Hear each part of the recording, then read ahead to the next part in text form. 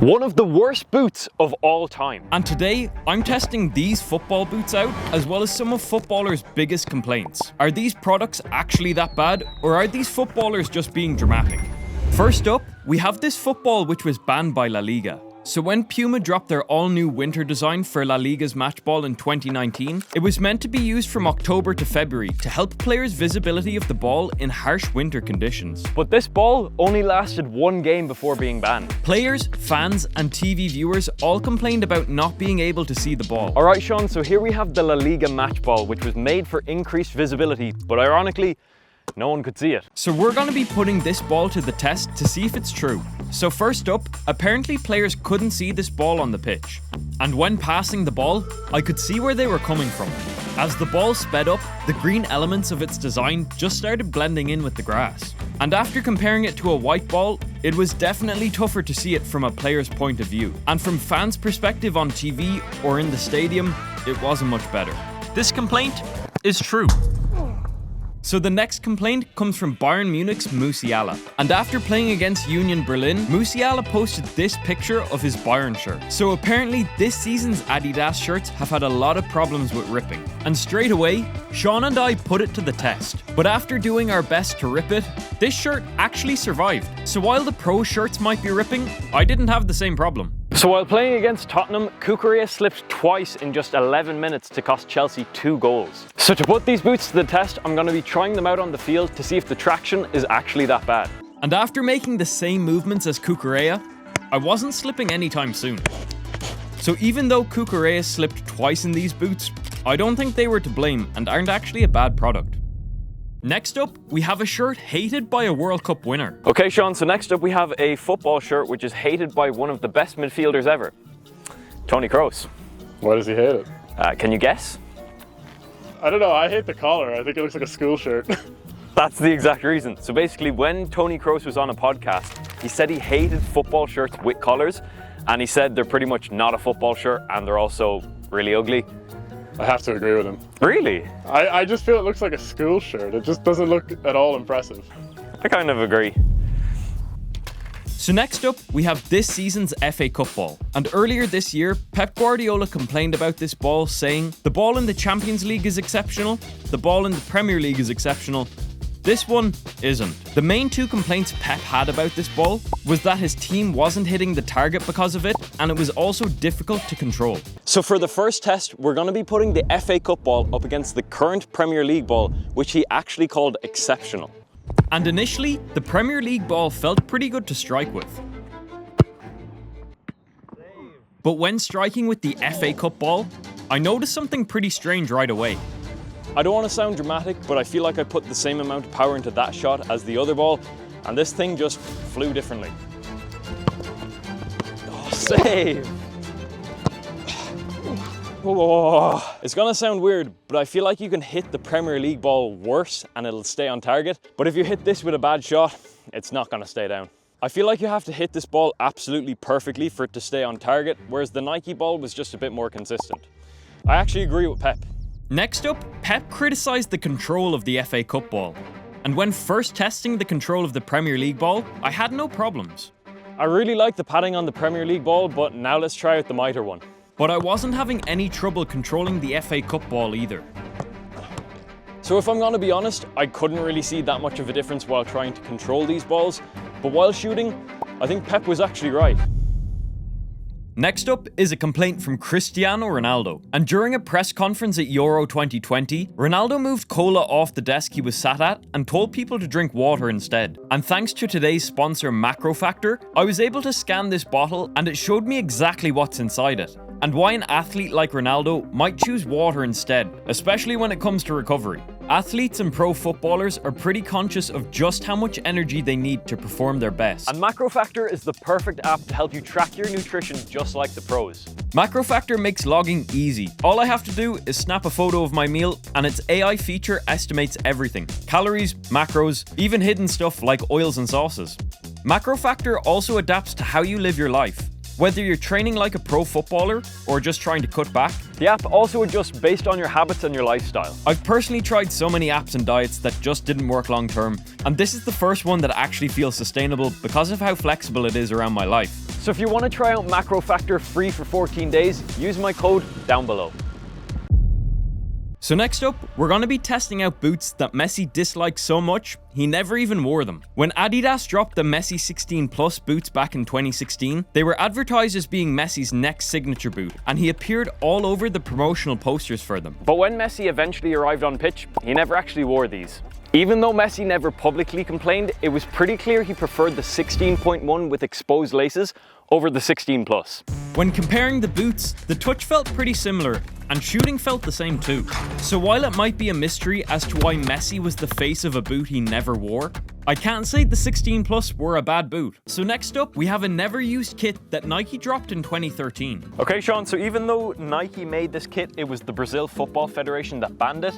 Do you agree or disagree with this complaint? I don't think they should have banned it, but I just don't think it's very Brazil. It's just so... Yeah, There's no color. Brazil is like one of the most colorful places on earth. I agree. And the fact it's just completely blackout, it's a great looking kit, but it's just not very Brazil. I agree. Yeah, I agree. Next up, we have the Nike Hypervenom 2. So when Nike launched the successor to one of the most loved football boots of all time in 2015, they chose Neymar Jr. as the poster boy for the Hypervenom 2. But he was actually stepping out onto the pitch in these, the Vapor 10, but camouflaged to look like the Finish 2.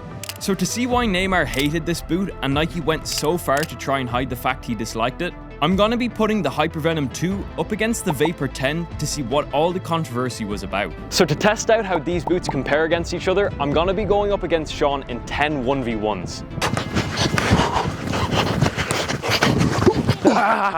And straight away, I didn't actually love the comfort of the Hypervenom 2s. Oh! So after initially trying out these boots, they do feel really tight around the toe area. So they're not great, but they're not awful. And as I kept wearing these boots, I felt the comfort was actually affecting how I was playing.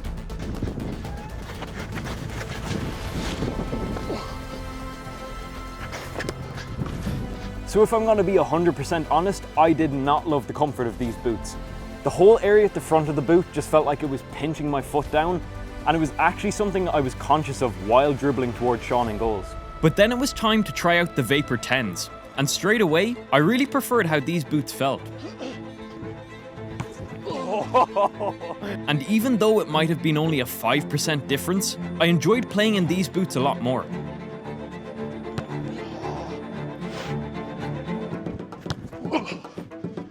So after trying out both of these boots, I really didn't like these things, and I can really see where Neymar is coming from, because the Vapor 10 is just so much more comfortable. So after testing the boots out for close control, it was time to see how they felt when striking the ball. And with my first few shots, the boots weren't an issue. Save!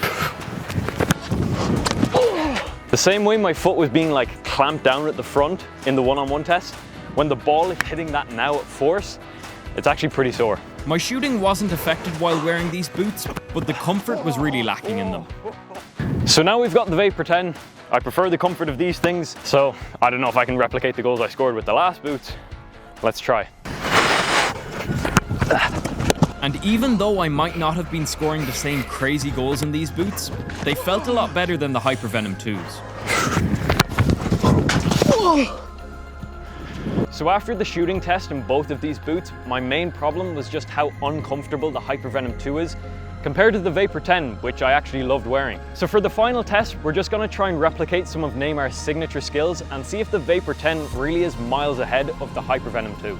Even while attempting Neymar's skills in these boots, the touch felt a lot better in the Vapor 10s. So while there might only have been a 5% noticeable difference between these boots, I can still see why Neymar preferred the Vapor 10.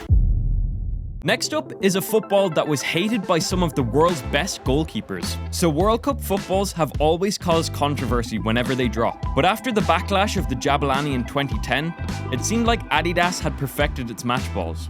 Until 2018. And when this football was released, a lot of different goalkeepers came out with a lot of complaints about how unpredictable this ball flew in the air. Alright Sean, so we've got the Telstar 18 here, and I'm just going to be taking some long range shots at you to see if you find this difficult to save. Looks like a tricky ball. And after just my first few shots, Sean was really seeing how difficult this ball was to save. When this ball is hit really well, it just flies through the air. After I started to hit more shots with this thing, I could really understand why keepers hated this ball. And I could really see why this ball was hard to predict. Save, Sean. This ball just does not slow down. It is so hard as a goalkeeper to get down fast enough to save it. So next up we have the 2023-24 Aston Villa shirt, which a lot of players complained about for holding too much sweat and would cling to them. So to test out these shirts, we have the exact Villa shirt that their players complained about, as well as an Adidas shirt that we're going to be soaking in water and weighing to see if their complaints are justified. Alright Sean, so next up we have last season's Aston Villa kit, and basically the players complained that when they sweated or it rained, it looked like they jumped in a swimming pool because of how much water these shirts held onto. So first up we've got the Aston Villa kit before adding water, and it comes in at 193 grams. And now we have the Arsenal kit, which comes in at 232 grams. But once the shirts were weighed without any water on them, I soaked the shirts. It is absorbing the water. It's just soaking into it instantly. Now, the Arsenal shirt. But after pouring water onto the Arsenal kit, it didn't seem to look as bad. I don't know if the colour of the Arsenal one makes it look like it didn't absorb as much. Yeah, it just doesn't look like it held as much. It's shedding water by the second. And this one now weighs 606 grams. Ooh. Oh. It just looks so saturated. And this one now weighs 567 grams. After weighing the shirts before and after adding the water though, the Arsenal shirt actually held more water. But even though the Arsenal shirt might have been heavier, the Aston Villa shirt just looked so much worse. Yeah, I can see why they complained. So after testing footballers' biggest complaints, it turns out they had a point, and a lot of their complaints were actually true. But if you enjoyed this video, you might like this one too.